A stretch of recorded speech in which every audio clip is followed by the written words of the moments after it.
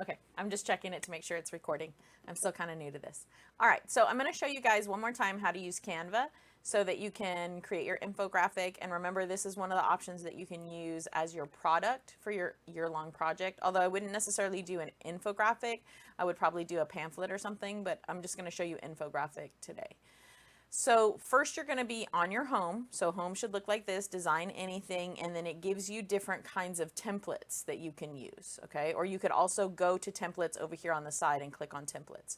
We're going to choose infographic, okay? And then it's going to let us look at all of these different templates. I just recently used this template. There are education ones, there's process ones, there's business, there's timeline, there's all different kinds of things. I would think personally that this is probably going to be something under education since you're creating an educational infographic. And personally, this is just me, I would probably use this one or one similar to this one because it's already split in half. So it's already set up where you could do primary sources and secondary sources. Then all you have to do is come in here and make changes to it. So remember to make changes to it once you've chosen it. You simply click in the section that you want to make a change to. So right now this is fiction versus nonfiction, but I'm going to type in here primary, okay? And then if that's too large, which obviously it is, then I can highlight it. And over here is where I can change the size of the font. So let's say I change it maybe to 96. Does that work? Well, yes, it does. Okay, so that fits. That's fine. I don't have to do too much. Okay, and then this is going to be secondary. So I'm going to get rid of nonfiction and I'm going to type in. No, I'm not. That's not how we type. Okay, secondary. There we go. Okay, primary versus secondary. The verses was already in there, so I can just leave that. Okay. And then this says comparing the two types of literature. So then this, I could legitimately just change this to sources. Okay, this is already really set up for me and it's really simple. So I'm just comparing the two types of sources.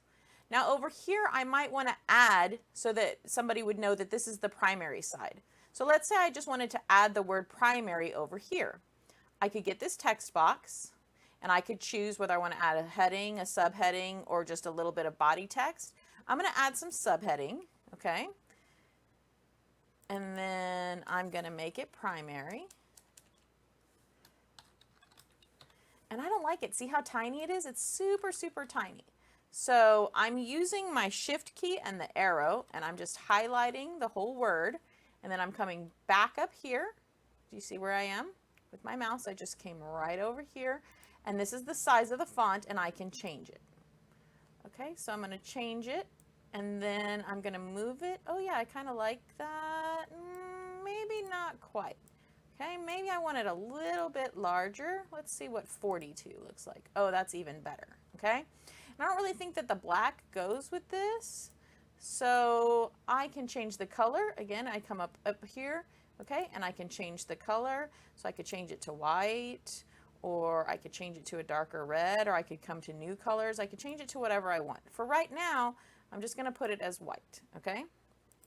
Now let's say I don't like the light bulb. Maybe the light bulb doesn't speak to me and it doesn't really say primary. So what if I want to change that? This is under elements. So anytime I want to change something or add something new, it's over here on the left-hand side.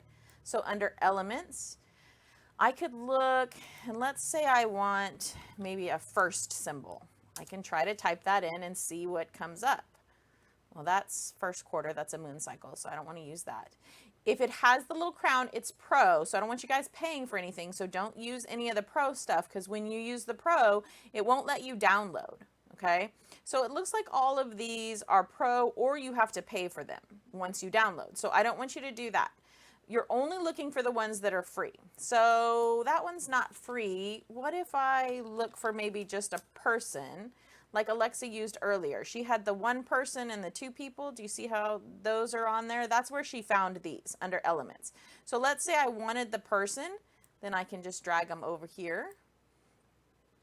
And then I can shrink them up as needed, okay? And then if I want the light bulb, I can keep it, or if not, I can just click on the light bulb and I can click on delete and get rid of it. All right. Now this is split up again for me so that I can talk about primary versus secondary. So I would just click in here, and you can double click and it'll highlight the whole thing, or it should. Of course, now that I'm trying to do it, it's not doing it.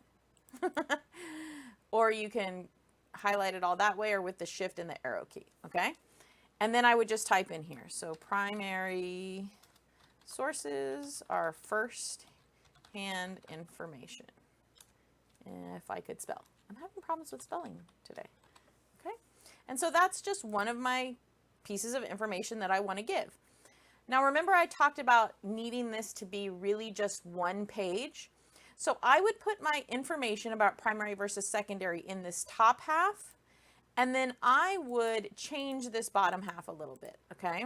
So I'm going to get rid of these text boxes. I'm just going to highlight them and click delete, and that gets rid of them. Highlight and delete, okay? And then I'm going to highlight this, and I'm going to get rid of this, okay? Now I want to analyze my own sources down here. So what could I do? Well, maybe I could go to elements, and there's recently used, featured, grids, shapes, frames. Maybe if I look at a shape, maybe there's a shape that I like. So all of these shapes are free. I can put any of these shapes in here that I want to put in there. So let's say maybe I like this shape. So I'm just going to put this in here, okay? And then I can stretch it out a little bit if I want to, and kind of move it around. And then I can change the background color. If you go straight up here, a lot of your tools are going to be right up here in this toolbar up here, and I could change the color. Maybe I want like a pinkish color. Ugh, I don't like that one. That's hideous. Okay, so maybe something like that. All right, and then I could go to text, and I could put some text down in here. I have to be able to grab it and drag it, okay? And then again, I'm just going to type what I want to say. I can make it larger. And then I could say analyzing my sources. Okay. And then I'm going to change the font color on that to be like a gray, because that's what I like. Oh, no, I don't. It's too light. So see how you're just kind of playing with it and you're deciding, do I like that? Okay, I like that pretty well. And then I just move it to where I want it to be. Okay. And then I could add some more text. These are my sources that are primary. These are my sources that are secondary. And then I can just come back over to my document and copy and paste from my document and paste right over here into Canva. Okay? So now I've done the whole thing. We're going to pretend, because obviously I haven't, but this is just to show you. So I've done the whole thing, and I need to turn it in. You're going to come over here to the upper right-hand corner and click on download. All right? So it suggests it as a PNG. I would say go with PDF standard, okay?